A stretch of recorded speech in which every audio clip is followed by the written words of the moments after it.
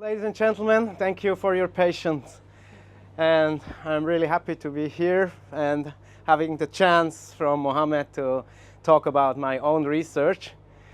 As you know, I'm working with Erich since over 20 years.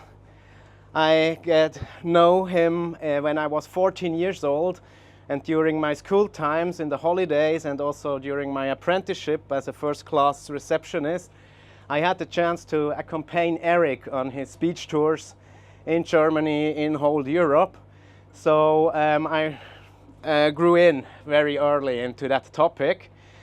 And after my apprenticeship as a receptionist of a first-class hotel in Switzerland, and I was a waiter as well, and then I was a barkeeper, and then good luck, Erich asked me if I can digitalize his whole archive.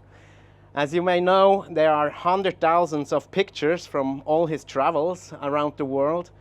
There are around 200,000 pictures which we digitalized, uncountable pages of letters, articles, correspondence he had with other scientists, other researchers, and so we digitalized everything.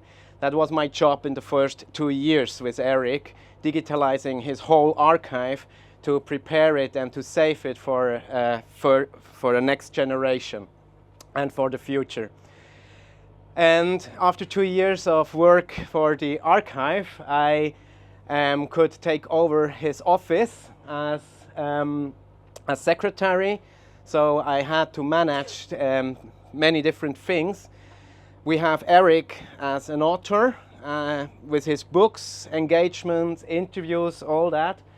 And also we have a research organization with a magazine. It's called Legendary Times, but it's in German language, Sagenhafte Zeiten. It appears every 2 months, 32 pages with articles from different researchers and different topics. We have anthropologists, ethnologists, genetics, engineer things. So this is always the newest stuff we present in our magazine about the Paleo-SETI topic. And then we also have the Erich von Däniken Foundation.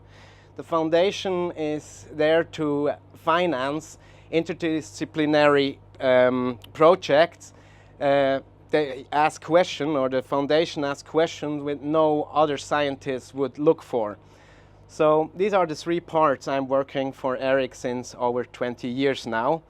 And since a few years, so 8 to 10 years, I'm doing my own researches. And one of my favorite topics is the scuba dive research, finding traces of ancient civilizations underwater. And I will start with this research underwater. In Malta, the little island south of Sicily, there we find traces of an ancient civilization underwater. We find gigantic blocks, like gigantic megaliths underwater offshore from Malta. We found cart rods, we find many different things which I will prove you now that it was man-made. It was not a natural stone formations or such, but it was made by humans. And if you ask, when did the sea level grow? Because nobody does build underwater. So when does the sea level rise? Then if you ask the scientific community, it must have been after the last ice age, means between 10 to 12,000 years. But 12,000 years, officially that means we were gatherers and hunters and not megalithic structure builders. But now I can prove you the contrary. So we have scuba dived there on offshore Malta and found gigantic blocks which we measured because we wanted to have exact numbers for the blocks, also to calculate the weight of these blocks. So we did many dives there and measured all these different interesting blocks. And one of this, of the biggest of these blocks, maybe I cannot see the screen. Can you? That doesn't close. Okay. Yeah, but I don't see the screen because it's reflecting here. Okay, the most important block we found is the one on the left side here. We measured it and it has a length of 19 meters. It's 15 meters wide and 2.5 meters high. So we calculated the tons and we land on a weight of 1,900 tons. So this block is even bigger than the biggest megaliths we know in the world, from Lebanon, from Baalbek. There we have the stone, it's called the stone of the south, or the stone of the pregnant woman.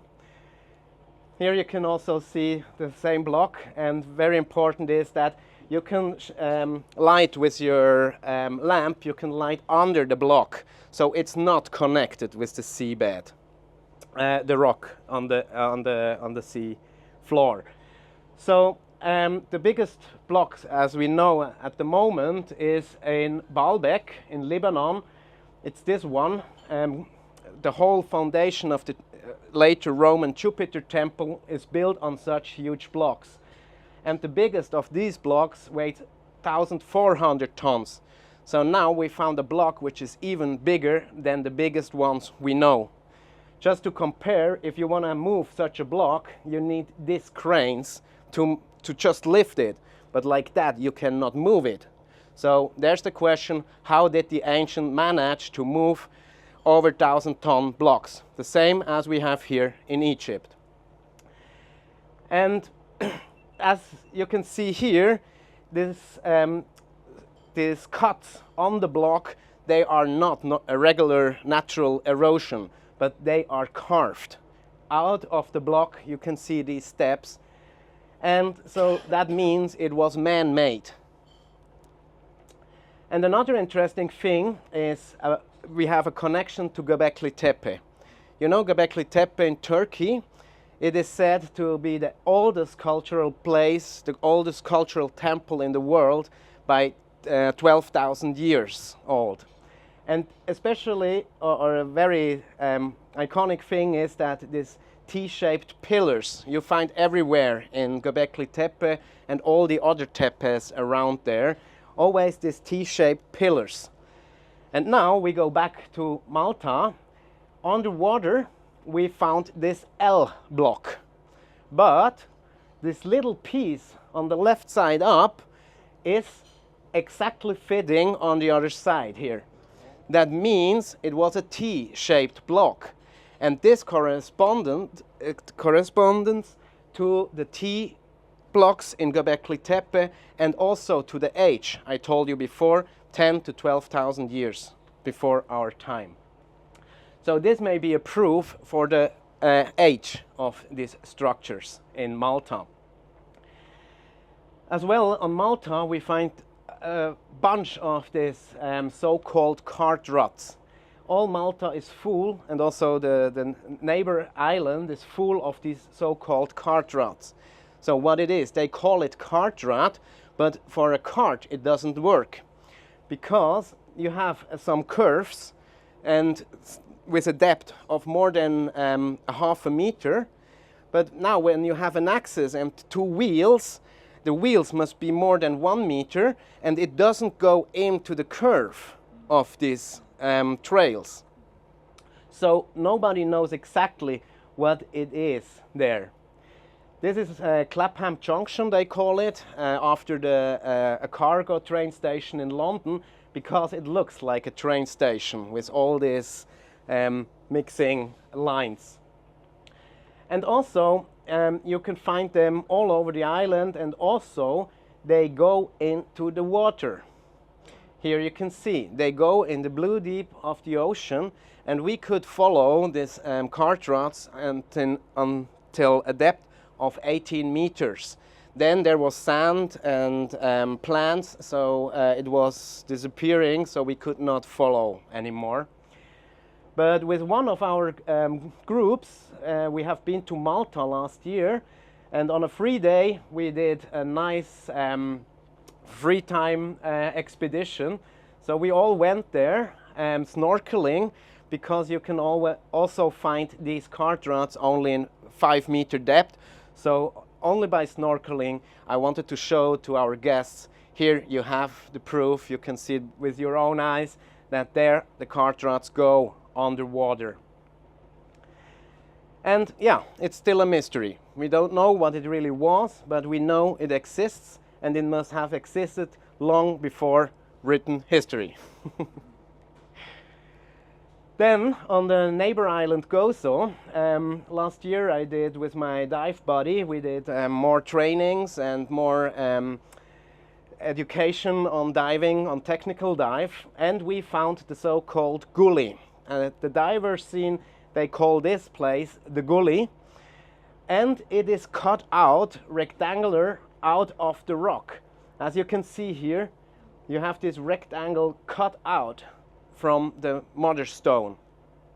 And also on the shore at the beach, you can find that the ancient people, or also until the mid-age or the medieval, they did cut out blocks there to build their own houses, castles, stables, whatever. And also further up in the valley, still today, many trucks will bring blocks out of this place to construction zones to build houses still today. So that means that probably our forefather already knew that this is a very good quality of stone, and that's why they used this stone to build some things. So the next mission for us, my dive buddy and me, will be to find where did they go. So to check out the whole coastline, maybe with sonar first, that we know where to dive, that we can find new structures and know what happened there. So this is just the beginning of a very interesting research, and I will continue on this, and hopefully I can give you some more information in a few years. This is just what I did, like a sketch, that with all the measurements, for us it's always important to have the correct measurements, and so we measured it all, and now I try or I want to do a 3D model out of it with all the measurements to show it better, but this is just from this expedition.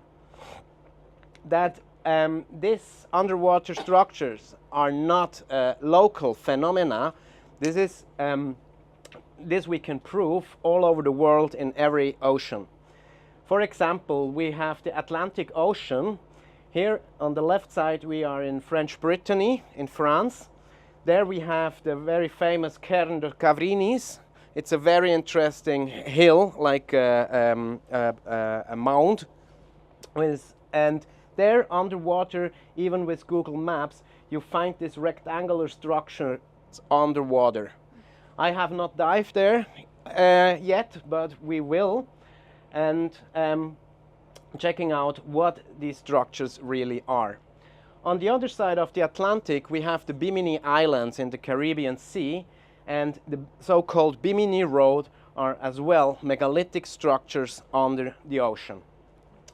The same we have in the Pacific Ocean. In Micronesia, we have Nan Madol, built out of these basalt pillars.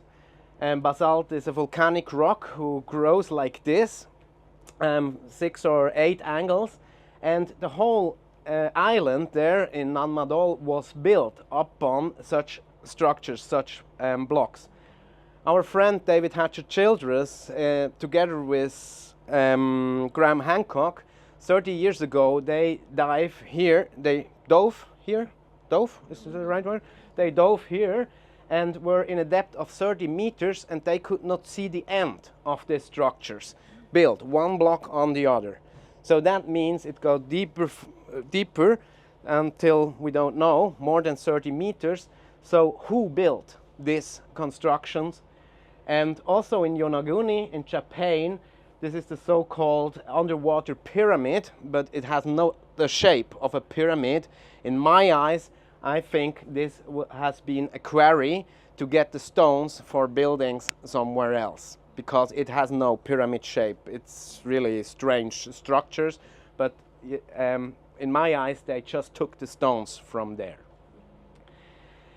Yeah, if you want to see more about worldwide connections, I continue with Central America. Here in Eric's speech, or from Eric's speech, you know this steles from Copan in Honduras. These are steles from priests or gods manipulating with 10 fingers a keyboard or a control on their chest.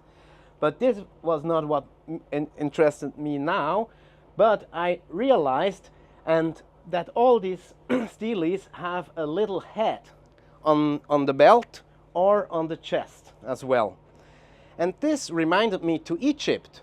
So we make a jump to Egypt. See this with the ears. So we go to Egypt. See, you have the same face with this ears like this.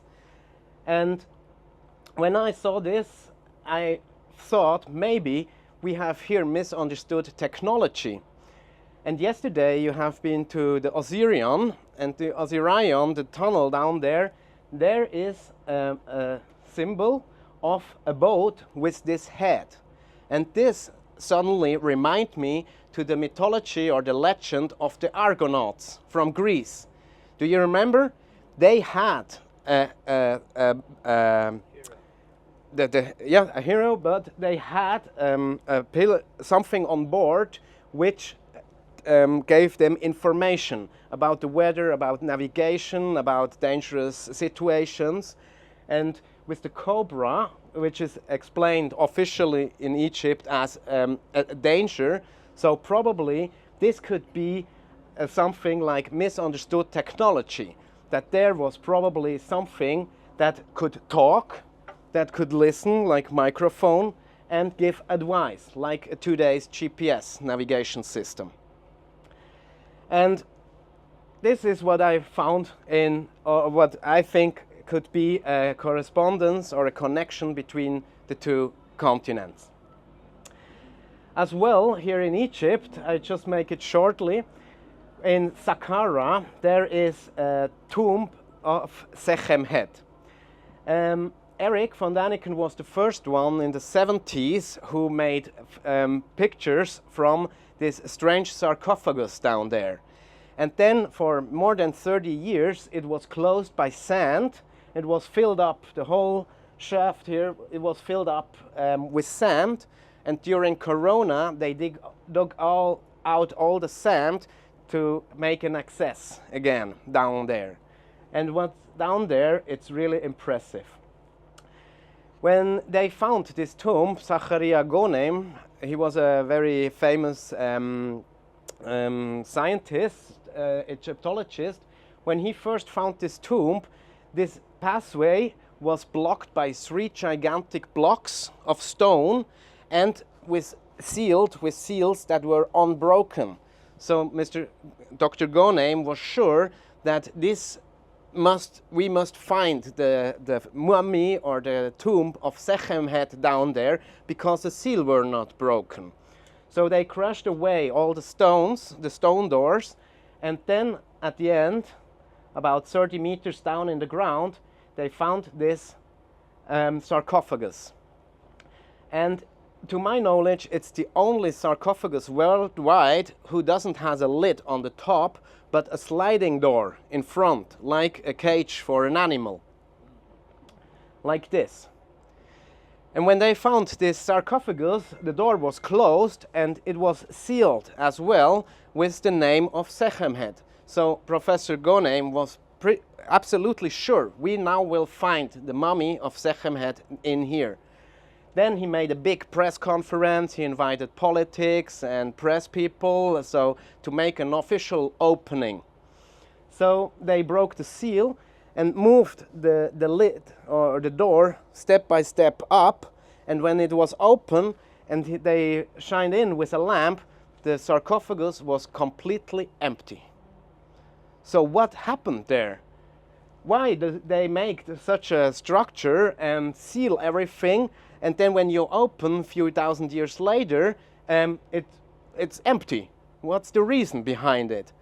So Dr. Gonem was very disappointed, and after a few days he went with his whole body inside the sarcophagus.